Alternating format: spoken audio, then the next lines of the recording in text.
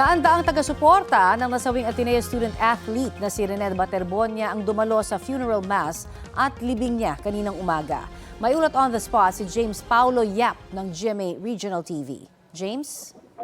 Yes, Connie, tuluyan nang naihatid sa kanyang huling hantungan si Rene Baterbonia ngayong umaga sa Talapogon Memorial Park. Pasado alas 9 ng umaga na nilabas sa Talapogon Evacuation Center ang labi ng student-athlete na si Rene Clerk Obet Baterbonia. Pagkatapos siya ng isang misa kasama ang pamilyang Baterbonia, mga malalapit na kaanak at mga kaibigan. Kasama rin na mga nakiramay ang ilang mga dating kasamahan ni Bobet sa Ateneo Men's Basketball Team at Tabra Team.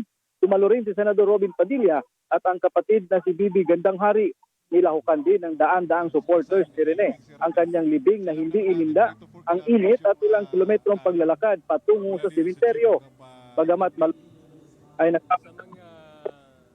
wakas at may makapaghipahinga na rin ang kanilang idolo matapos ang higit 2 na burol nito. Bumuhos naman ang emosyon ng tuluyan ng ilagak sa kanyang huling hantungan si Rene Baterbonia.